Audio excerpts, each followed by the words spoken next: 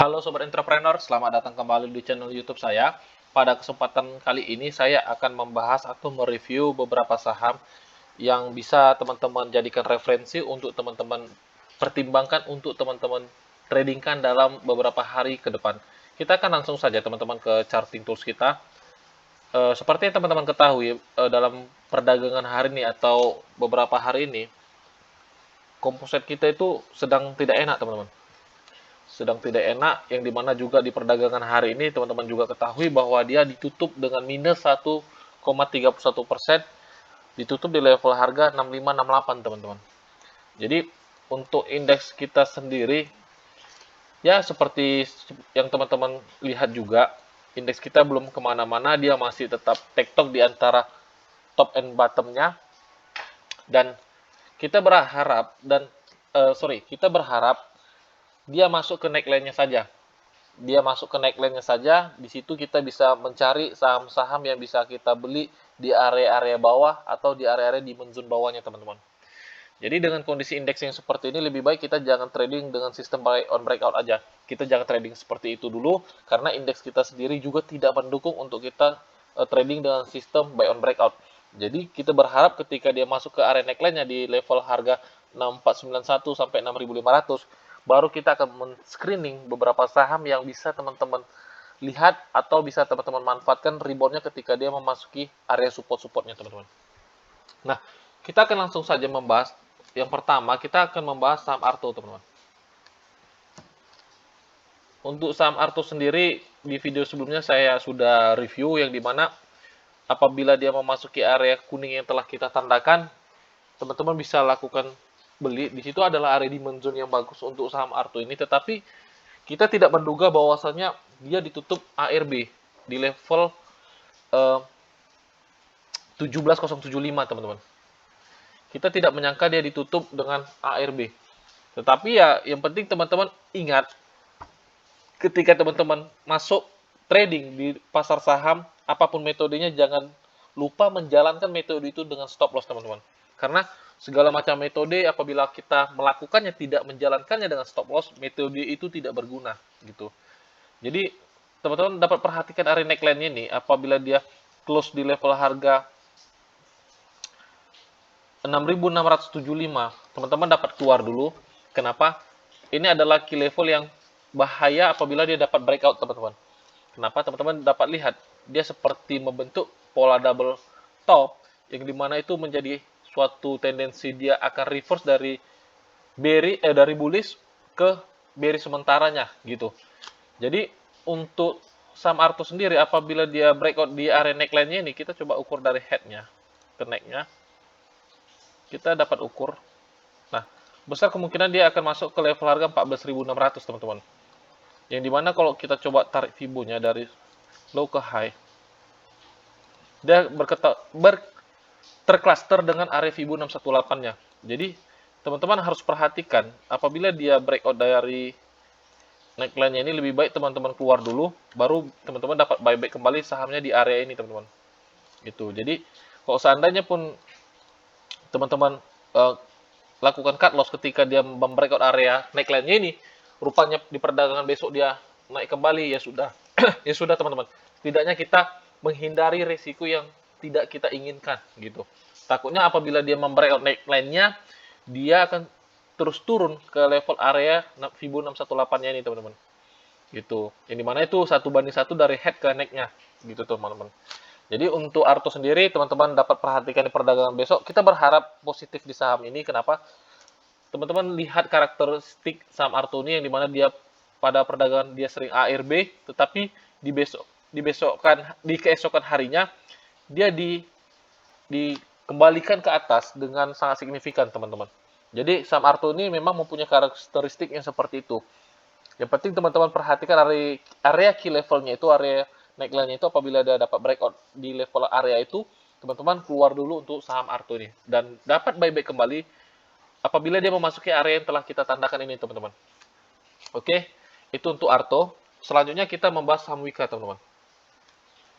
Nah, untuk Wika sendiri, di video semalam saya sudah bahas, sebenarnya Wika ini menarik ketika dia belum membreakout di level harga 1020. Dan teman-teman dapat lihat di perdagangan hari ini secara langsung dia langsung membreakout area yang telah kita tandakan, teman-teman.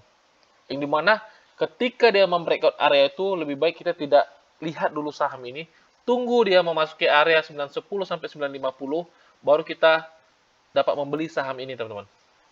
Di situ area yang sangat menarik untuk kita beli. Kenapa? Di sini adalah area demand zone-nya yang dimana di situ juga tercluster dengan area channel trendline-nya. Besar kemungkinan di situ ada reaksi, setidaknya rebound sementaranya, dan di situ teman-teman bisa manfaatkan untuk mencari profit di saham Wika ini, gitu teman-teman. Jadi untuk Wika sendiri teman-teman jangan lihat lagi untuk saham ini, kenapa? Dia telah membreakout area yang telah kita tandakan, besar kemungkinan dia akan menuju area demand zone yang telah kita tandakan di bawahnya, gitu. Teman-teman bisa watchlist juga, tetapi jangan masuk dulu dengan kondisi yang sekarang untuk saham Wika ini. Nah, selanjutnya kita membahas saham Bukalapak, teman-teman.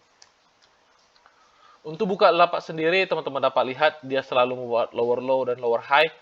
Dan teman-teman juga dapat lihat saya telah membuat area channel trendline-nya, yang dimana area channel trendline-nya itu sangat signifikan turunnya. Dan teman-teman dapat lihat dia telah membreakout area yang telah kita tandakan juga. Kita takutnya dia akan turun ke area channel trendline yang kita letak di sini, teman-teman. Bisa jadi ke level harga 226. Kita tidak tahu dia mau kemana. Bisa jadi dia bahkan bisa sampai 160. Jadi untuk Bukalapak sendiri sih saya sarankan gak usah perhatikan dulu, teman-teman. Gak usah perhatikan, kenapa? Strukturnya sangat buruk. Strukturnya sangat buruk, dan ya lebih baik kita mencari opportunity di saham lain. Jadi untuk Bukalapak sendiri saya sarankan teman-teman tidak usah lihat dulu. Tidak usah lihat dulu. Jangan mencoba mencari profit di saham yang structure marketnya seperti ini, teman-teman. Sangat berisiko. Gitu. Jadi untuk Bukalapak mungkin itu aja analisa kita, jadi tidak perlu panjang kali lebar. Yang penting untuk Bukalapak sendiri teman-teman nggak usah lihat dulu untuk sementara waktu. Nah, untuk MTEK kita lihat. Untuk MTEK sendiri teman-teman dapat lihat di sini dia telah membreakout area yang telah kita tandakan, tetapi kita di sini sudah profit, teman-teman. Kita kemarin sudah take profit di level harga 2000, dan benar saja ketika dia menyentuh area level 2000, dia di reject kembali, dan sekarang dia telah membreakout area yang telah kita tandakan ini. Sebenarnya area yang telah kita tandakan ini merupakan area yang juga kita tidak perlu terkejut ketika dia membreakoutnya, teman-teman. Kenapa saya katakan begitu? Teman-teman dapat lihat, ini adalah area yang sudah tidak fresh lagi, yang dimana dia sudah dijemput orderannya sekali, dan ini termasuk yang keempat kali orderannya dijemput. Tetapi dia tetapi dia di breakout dengan candle yang sangat signifikan dan ditutup ARB pada perdagangan hari ini, teman-teman. Jadi untuk MTEK sendiri, teman-teman dapat lihat sebenarnya ini adalah area Quasimodo dia di sini. Ini adalah area Quasimodo dia, yang dimana ketika dia memasuki area Quasimodo ini dia naik sangat signifikan, teman-teman. Kemarin saya tidak perhatikan di sini ada area Quasimodo, tetapi teman-teman dapat lihat di sini, teman-teman dapat spekulasi untuk saham MTEK ini. Kita tidak tahu apakah dia akan bereaksi di area mantan Quasimodo-nya ini, apakah dia akan bereaksi di area ini atau tidak. Tetapi apabila teman-teman ingin mencoba spekulasi di saham ini, teman-teman dapat lakukan nanti ketika dia memasuki level harga 1635 sampai, kita adjust lagi. Oke, sebentar ya teman-teman, kita adjust dulu. Sampai 1590, teman-teman. Jadi itu adalah area yang dimana mantan Quasimodo-nya terbentuk, gitu. Jadi ada chance dia untuk turun sekitar 5-7% lagi, teman-teman. Jadi teman-teman bisa coba spekulasi di saham MT ini ketika dia memasuki area ini. Tetapi ingat, apabila dia membreakout area itu di level harga 1565, teman-teman dapat keluar dulu untuk saham MTEK ini. Besar kemungkinan apabila dia membreakout area ini, dia akan menuju supportnya yang di sini, teman-teman. Di level harga 1490 sampai 1500 kurang lebih. Gitu. Jadi untuk saham MTEK sendiri, teman-teman dapat perhatikan. Apabila dia memasuki area itu, teman-teman bisa coba spekulasi dan perhatikan area stop loss-nya. Tetapi apabila teman-teman tipe trader yang safety, lebih baik tunggu dia ke level harga 1500 sampai 1490, teman-teman. Gitu. Jadi keputusan kembali di teman-teman, apakah teman-teman mau mencoba spekulasi atau bisa teman-teman coba misalnya di sini taruh, misalnya teman-teman mau masuk 10 juta, Masuk di sini 5 juta, baru apabila dia membreakout area ini, di sini teman-teman bisa masuk 5 juta lagi gitu. Jadi kembali di teman-teman mau metodenya yang seperti apa.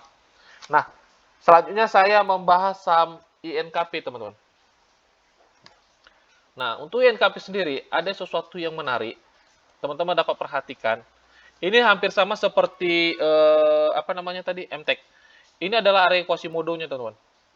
Ini adalah area Quasimodo yang dimana teman-teman dapat manfaatkan untuk masuk di saham ini, gitu. Nah, teman-teman dapat lihat di sini dia juga membentuk area Quasimodo. Ini adalah area Quasimodo yang dimana ketika dia masuk tepat di area Quasimodo-nya dia langsung up sangat signifikan, teman-teman. Jadi untuk INKP sendiri di perdagangan besok, teman-teman bisa lakukan buy. Yang penting jaga-jaga dengan stop loss, teman-teman. Kita lihat untuk stop loss-nya sendiri kurang lebih 4,26%. TP-nya teman-teman bisa coba letakkan di high-nya. Letak di high-nya di sini. Kurang lebih TP-nya sekitar 11%, teman-teman. Jadi untuk INKP sendiri dia membentuk pola Quasimodo juga sama seperti MTEK tadi, dan di sini teman-teman dapat lihat di sini dia juga membentuk area Quasimodo. Di sini juga dia kembali membentuk area Quasimodo. Teman-teman dapat pertimbangkan untuk masuk di saham INKP ini. Tetapi ingat, apabila Quasimodo-nya gagal, teman-teman harus melakukan pembatasan risiko dengan stop loss, teman-teman. Harus melakukan pembatasan risiko dengan stop loss. Ingat, walaupun ada pola-pola yang membentuk dia akan rebound atau reverse, tidak ada yang pasti di market. Kita hanya bisa menganalisa. Ketika analisa kita sudah tidak sesuai dengan structure marketnya, disitulah kita harus melakukan namanya pembatasan risiko. Gitu. Jadi untuk INKP sendiri, itu view saya, analisa saya, teman-teman dapat pertimbangkan atau bisa teman-teman jadikan referensi untuk perdagangan beberapa hari ke depannya, teman-teman. Selanjutnya saya membahas saham LPPF, teman-teman.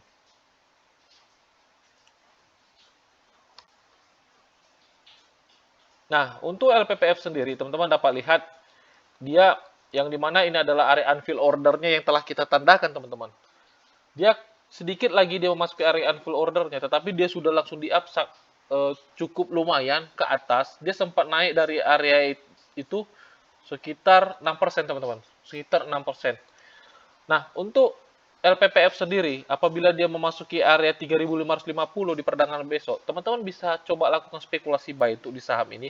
Ada yang menarik di saham ini, teman-teman dapat perhatikan stochastic-nya. Sebentar ya, saya geser dulu.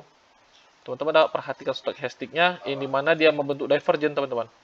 Dia membentuk di sini higher high-nya, higher low-nya, sorry. Tetapi di sini dia membuat lower low, teman-teman. Nah, teman-teman dapat perhatikan ini adalah namanya hidden bullish divergence yang dimana dia menunjukkan bahwa saya tendensi untuk rebound sementara gitu, untuk rebound sementara. Jadi apabila dia mencoba memasuki area 3550 atau 3500 kita bilang, itu adalah base entry kita 3500. Tetapi teman-teman perhatikan apabila dia tidak sampai ke area itu, memasuki setidaknya ke 3600 atau ke 3550, teman-teman dapat pertimbangan untuk masuk di saham LPPF ini. Karena apa? Secara stochastic dia membuat divergence, secara price action dia sedang berada di area channel trendline-nya, ini mana channel trendline juga tercluster dengan area unfill order-nya. Di situ kita bisa membentuk suatu asumsi untuk masuk di saham ini gitu. Yang penting kita sudah ukur resikonya dulu, teman-teman. Coba kita ukur resikonya, misalnya teman-teman masuk di 3550, resikonya kurang lebih 6%. Risikonya kurang lebih 6%, dan itu juga masih cukup sehat untuk kita tradingkan. Gitu, teman-teman. Jadi teman-teman dapat pertimbangkan untuk saham LPPF ini. Gitu. Oke, mungkin itu aja video kali ini, teman-teman. Saham-saham yang saya review. Semoga saham-saham yang saya review di video ini dapat berguna bagi teman-teman semua.